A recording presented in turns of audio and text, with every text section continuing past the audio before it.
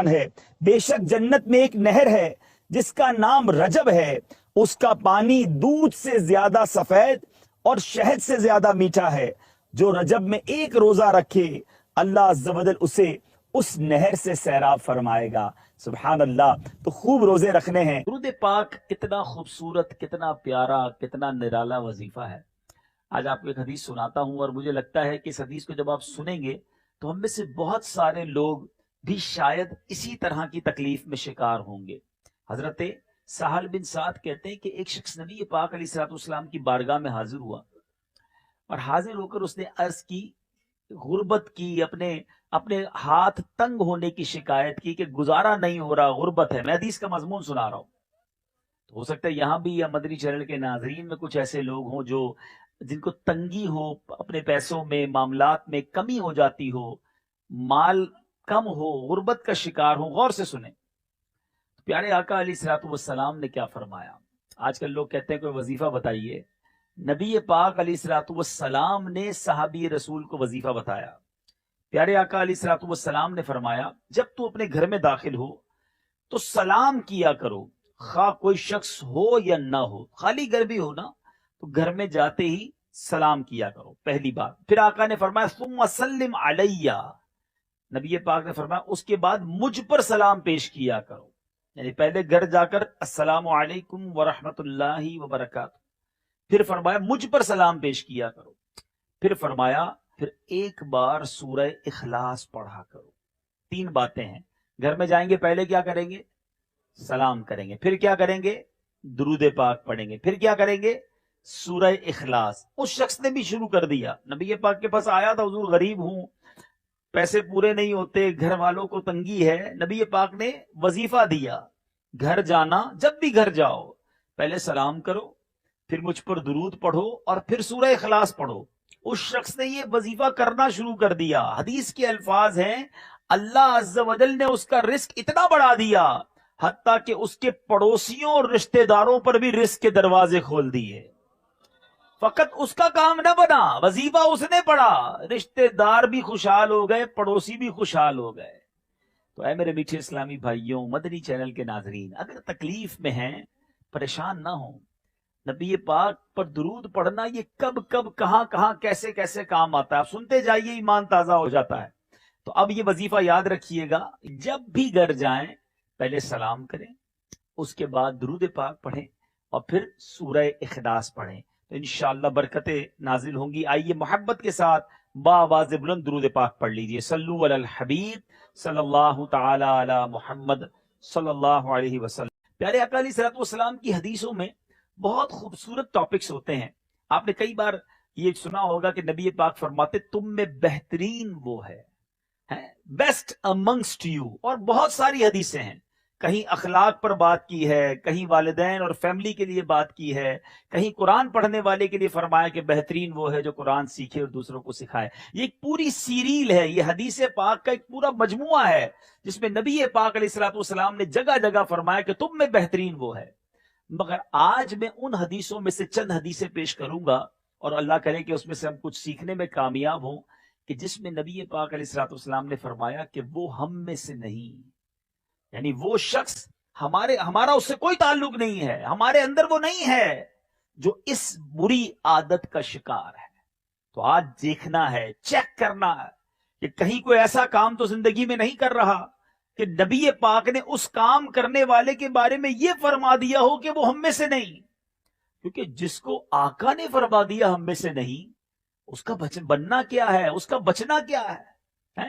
پھر تو کوئی اس کا حامی نہیں نا. امیر اہل سنت اپنے ایک شعر میں لکھتے ہیں نا، سبھی ٹھکرا چکے گر تم بھی مجھ سے ہو گئے ناراض، قسم رب کی کہیں کا نہ رہوں گا یا رسول اللہ. آقا راضی ہیں تو رب راضی ہیں. اگر نبی پاک ہی ناراض ہو گئے تو پھر بچنا ہی کچھ نہیں ہے. سیدی اعلیٰ حضرت امام اہل سنت یہ فلسفہ ایک ہی شعر میں سمجھاتے ہیں، اگر سمجھے کوئی. بخدا خدا کا یہی ہے در، نہیں اور کوئی مفر مکر، جو وہاں سے ہو یہی آ کے ہو، جو یہاں نہیں وہ وہاں نہیں. آقا راضی نہیں تو پھر رب کے یہاں کوئی مقام نہیں ہے. وہ چند حدیثیں سنانی ہیں، مگر اس سے پہلے نبی پاک کا ایک خوبصورت انداز کیا اصلاحی انداز ہے اور کیا ہمیں سیکھنے کو ملتا ہے. بہت سارے بزنس مین بھی بیٹھے ہوں گے.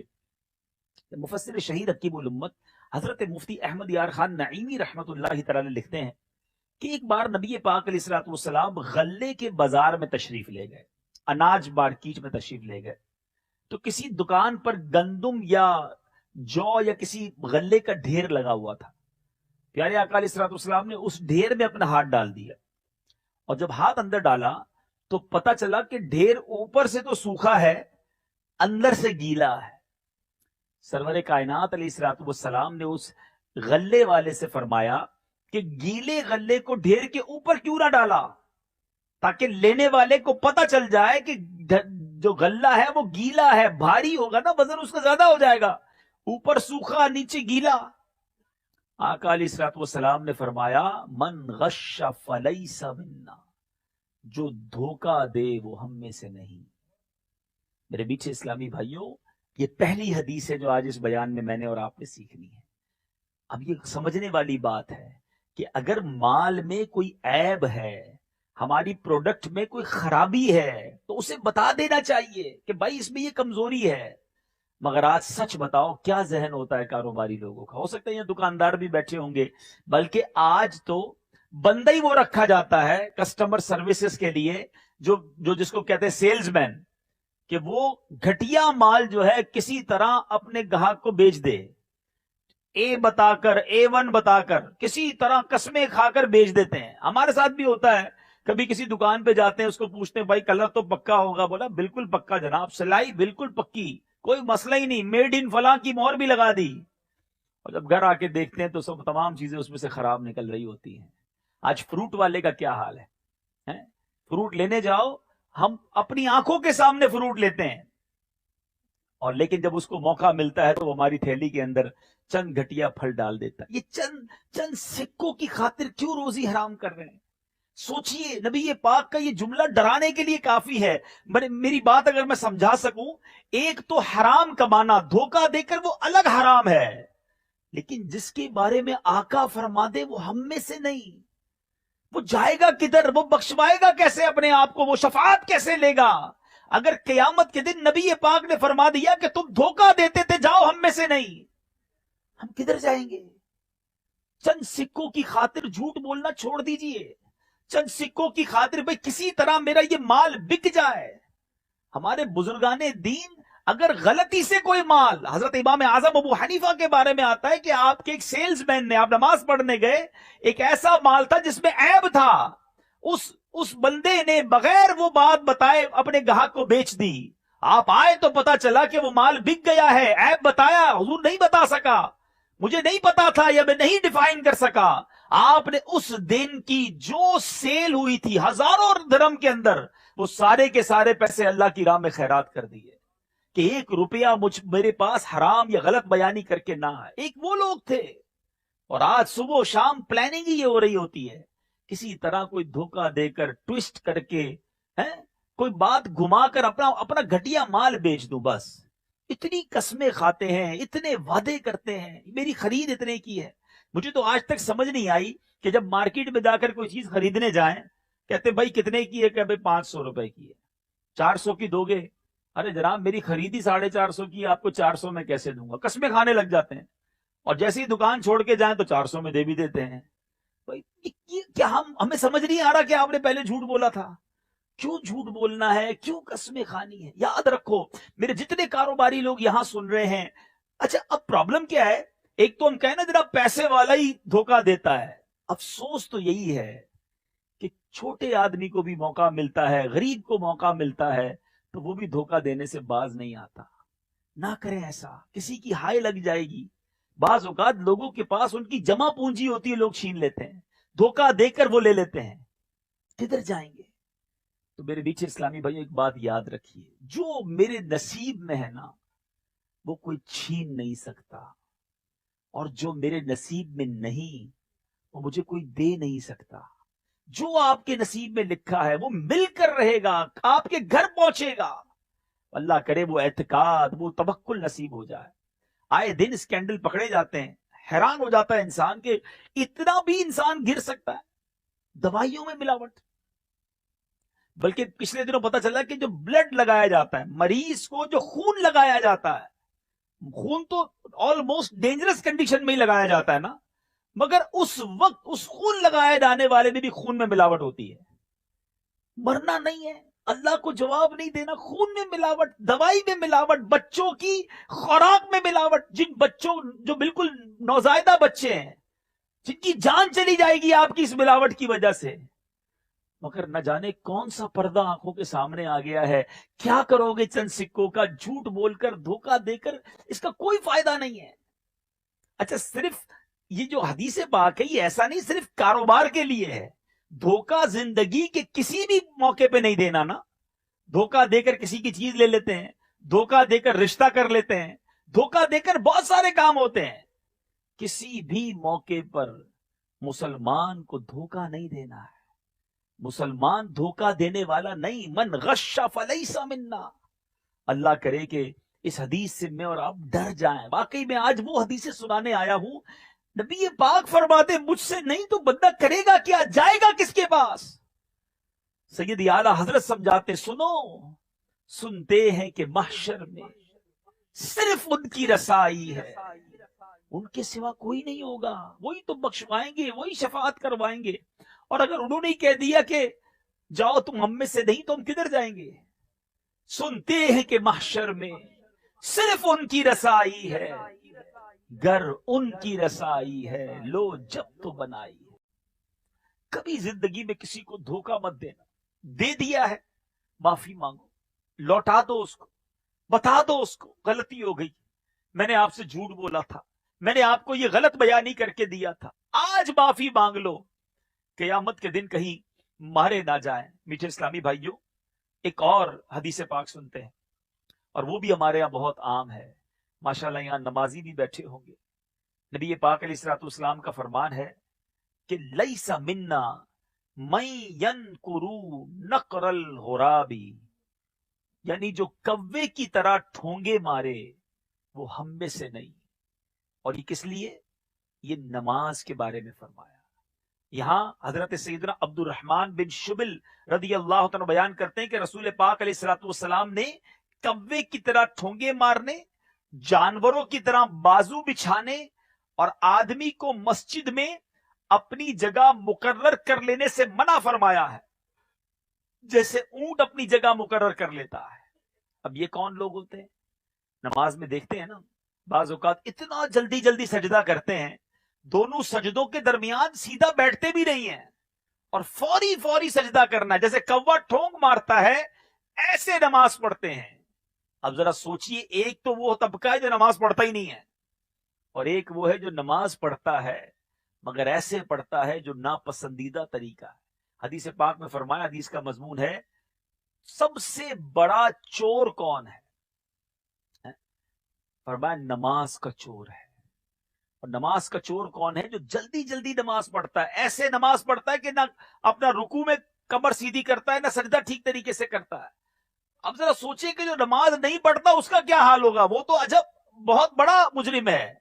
لیکن نماز صحیح نہ پڑھنا یہ کس قدر سخت ہے کہ آقا فرماتے وہ ہم میں سے نہیں جو کوے کی طرح ٹھونگے مارے. نماز پڑھے، سکون سے پڑھے. کس بات کی جلدی ہے؟ کہاں جانا ہے آپ نے؟ اللہ کی بارگاہ میں حاضر ہوئے ہو اور وہاں اتنی جلدی بچا رہے ہیں. سوچئے نا، اگر آج مثال کے طور پہ آپ کو کسی منسٹر کے پاس، کسی وزیر کے پاس، کسی بہت بڑی شخصیت کے پاس جانے کا موقع ملے تو کیا کرتے ہیں؟ بڑے ادب سے جاتے ہیں، تیاری سے جاتے ہیں، خوشبو لگا کر، اچھے کپڑے پہن کر، بڑے جس کو آپ کہتے ہیں نا مدھم لہجے میں بات کرتے ہیں، احتیاط سے بیٹھتے ہیں، برا نہ لگ جائے سانپ کو.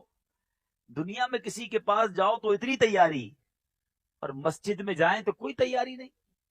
جس کا جیسا لباس ہے ایسا لباس لے کے چلا جاتا ہے، جیسا منہ ہے ایسا منہ لے کے چلے جاتے ہیں. ہمیں پتا ہے مسجد میں اتنی منہ سے بدبو آ رہی ہوتی ہے، لوگ مسجد میں آئے ہوئے ہوتے ہیں، کپڑے پسینے سے شرابور ہیں اللہ کے گھر میں. کہ ایسے کپڑے پہن کے کسی دعوت ولیمے میں جاتے ہو؟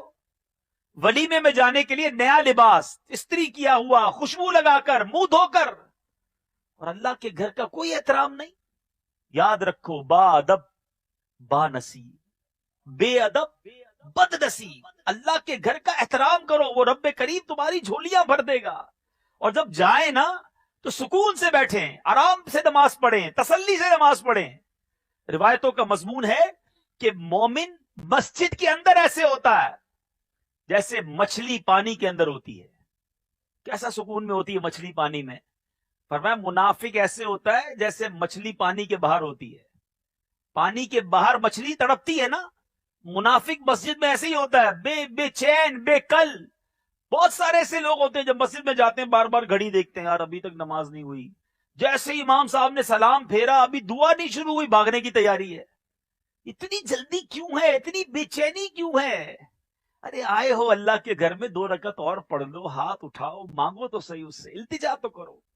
تو خدا را میرے میٹھے اسلامی بھائی، ایک تو مسجد کا ادب کریں، احترام کریں، مسجد میں شور و غل نہ کریں، گندگی نہ کریں، اور پھر نماز سکون سے پڑھیں۔ ایک شرعی مسئلہ بھی سمجھ لیں کہ تعدیل ارکان جو ہے نا وہ کیا ہے۔ نماز میں تعدیل ارکان یعنی رکوع، سجود اور قوما۔ رکوع کہتے ہیں، رکوع سے سیدھا جو کھڑے ہوتے ہیں نا، رکوع کے بعد جب ہم سیدھا کھڑے ہوتے ہیں تو اس کو کہتے ہیں قوما۔ اور جلسہ کیا ہوتا ہے؟ 2 سجدوں کے درمیان جو ہم بیٹھتے ہیں اس کو کہتے ہیں جلسہ۔ اس میں کم از کم 1 بار سبحان اللہ کی مقدار کے لیے رکنا یہ واجب ہے۔ اتنی دیر رکنا، ٹھہرنا کہ سبحان اللہ کہہ لیا جائے، یہ واجب ہے، باہر شریعت میں ہے۔ نمازی کو چاہیے کہ اپنی نماز میں فرائض، واجبات، سنتیں اور مستحبات کا لحاظ رکھے، عاجزی کے ساتھ خشوع و خضوع اور انکساری کی کیفیت پیدا کرے۔ کس کے دربار میں کھڑا ہے؟ اللہ کے دربار میں۔ لیکن ایک عجیب ریس لگی ہوئی ہوتی ہے۔ تو میرے میٹھے اسلامی بھائیوں، خدارا اپنی نماز درست کیجیے۔ نماز کا چور اللہ اور اس کے رسول کو پسند نہیں۔ اب الحمدللہ دعوت اسلامی نے بڑا زبردست کام کیا کہ فیضان نماز کورس شروع کر دیا۔ دنیا بھر میں یہ کورس کروایا جا رہا ہے، صرف 7 دن کا کورس ہے۔ 7 دن دیجئے اور اپنی نماز ٹھیک کر لیجئے۔ کئیوں کے وضو ٹھیک نہیں ہے، ہم وضو خانے پہ برابر میں وضو کر رہے ہوتے ہیں، عجیب حال ہوتا ہے، ایسے وضو کر رہے ہیں کہ لگتا ہے وضو ہی نہ ہوا۔ نماز پڑھتے ہیں تو پتہ چلتا ہے سجدے میں انگلیاں ہی ٹھیک نہیں لگائی، سجدہ ہی نہیں ہوا، سجدہ نہیں ہوا تو نماز ہی نہیں ہوئی۔ لیکن کسی کو فکر بھی تو نہیں ہے۔ میں ایک سوال کرنا چاہتا ہوں، اتنی بڑی تعداد میں اسلامی بھائی یہاں موجود ہیں، ہم میں سے کس نے کب نہ کہاں نماز سیکھی ہے؟ ہم نے نماز کہیں سیکھی نہیں ہے، ہم نے نماز دیکھی ہے۔ بچپن سے ابو کو، والدہ کو نماز پڑھتے دیکھا، ویسے ہی پڑھنا شروع کر دی۔ مسجد میں آئے تو جیسے نمازیوں کو دیکھا ویسے نماز پڑھی، وضو خانے پر بیٹھے برابر والے کو وضو کرتے جیسے دیکھا ویسے وضو کیا۔ کہاں سیکھی؟ کس کو پتا ہے نماز کے فرائض کتنے ہیں، شرائط کتنے ہیں، وضو کے فرائض کتنے ہیں؟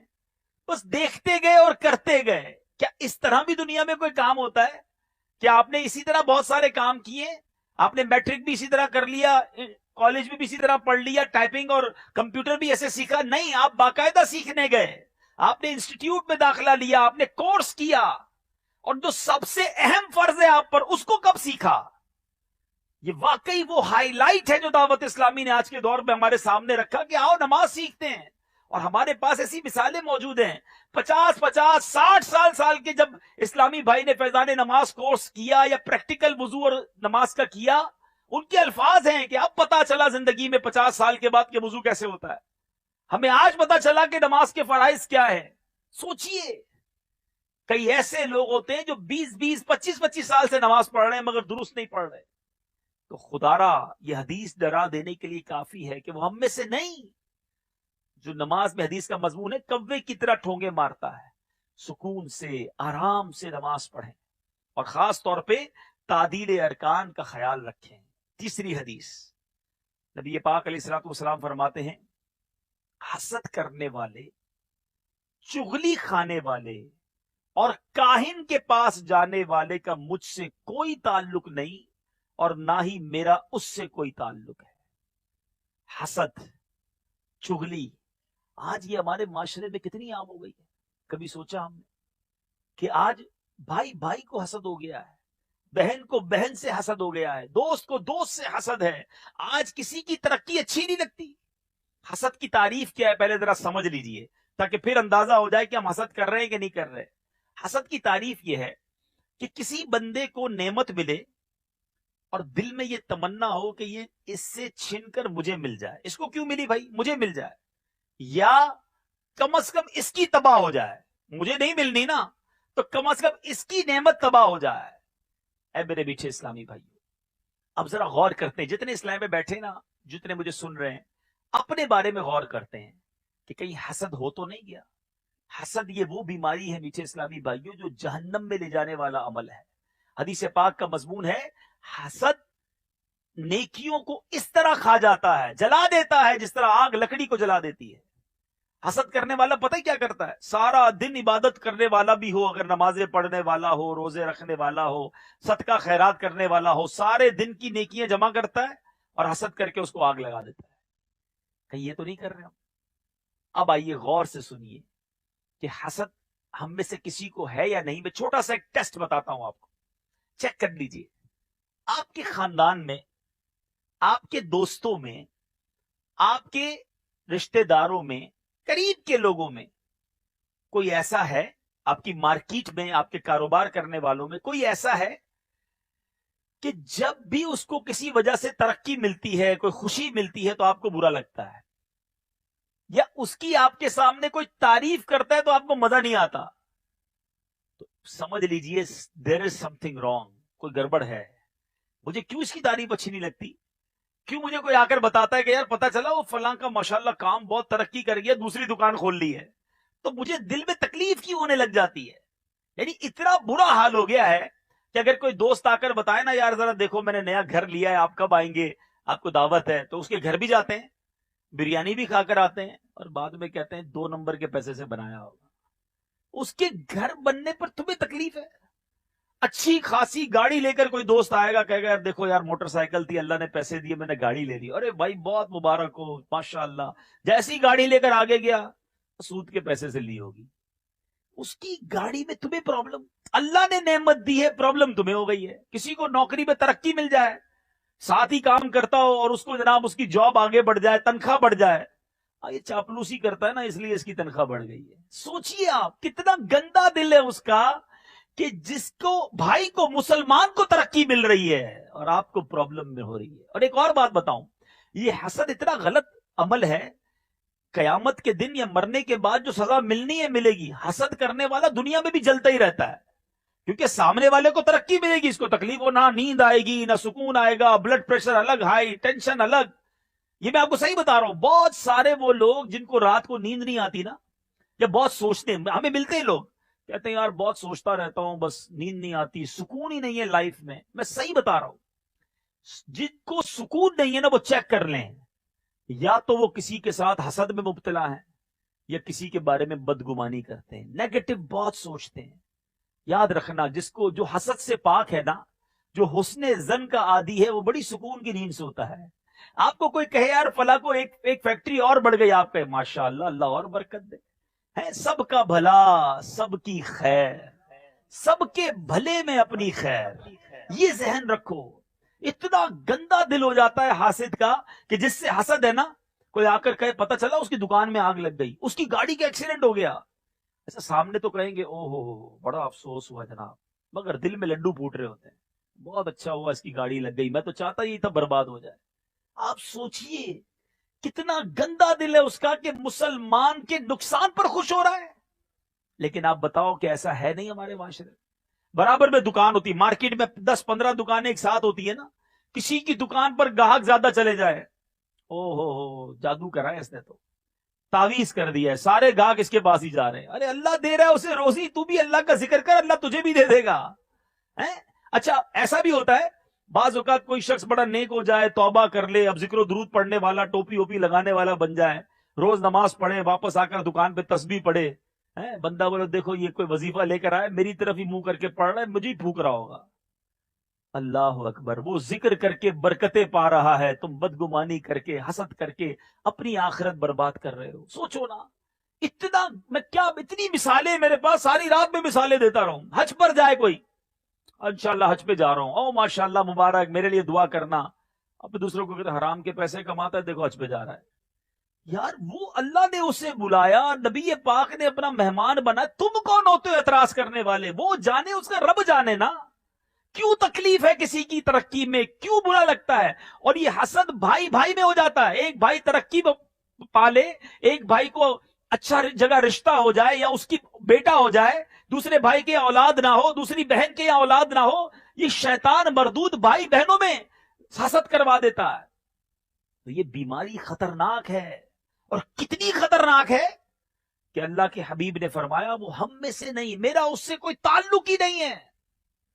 تو چیک کرو میرے میٹھے اسلامی بھائیوں، یہ بیماری ہمیں خود چیک کرنی ہوگی کہ اگر زندگی میں کسی سے حسد ہے تو اس کو دور کیجیے. یہ دور کیسے ہوگا؟ اس کا طریقہ بھی علماء نے لکھا. سب سے اچھا طریقہ تو یہ ہے کہ بندہ دعا کرے کہ یا اللہ میرے دل کو حسد سے پاک کر دے، مسلمانوں کے لیے بری سوچ سے پاک کر دے، مجھے مسلمانوں کا خیر خواہ بنا دے. اللہ کریم ہے، آپ واقعی دعا مانگو گے دور ہو جائے گا. دوسرا بڑا پیارا طریقہ اور تھوڑا سا مشکل بھی ہے، وہ یہ ہے کہ جس سے حسد ہے نا، آپ کو جس کی تعریف اچھی نہیں لگتی ہے، جس کو نعمت ملے آپ کو پرابلم شروع ہو جاتی ہے، آپ اس کے لیے دعا کرنا شروع کر دیں. یعنی مثال کے طور پہ، اچھا صرف پیسوں سے حسد نہیں ہوتا، کوئی خوبصورت ہو، بندہ بولے یار میرا رنگ سانولا، یہ اتنا خوبصورت کیوں ہے؟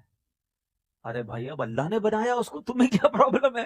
اچھا کسی کو شہرت مل جائے، ہمارا لالا موسا میں رہنے والا جانتا کوئی نہیں تھا، اس کو آج ساری دنیا میں مشہور ہو گیا، اس کو کیوں شہرت ملی، تمہیں تکلیف؟ تو یاد رکھو حسد شہرت کی وجہ سے بھی ہوتی ہے، دولت کی وجہ سے بھی ہوتی ہے، خوبصورتی کی وجہ سے بھی ہوتی ہے، منصب کی وجہ سے بھی ہوتی ہے. مگر میں ایک سوال کرنا چاہتا ہوں، بتاؤ دولت دینے والا کون ہے؟ سب مل کے جواب دو نا. شہرت دینے والا کون ہے؟ خوبصورت بنانے والا کون ہے؟ جب سب دینے والا اللہ ہے تو اللہ دے رہے، ہمیں کیا پرابلم ہے؟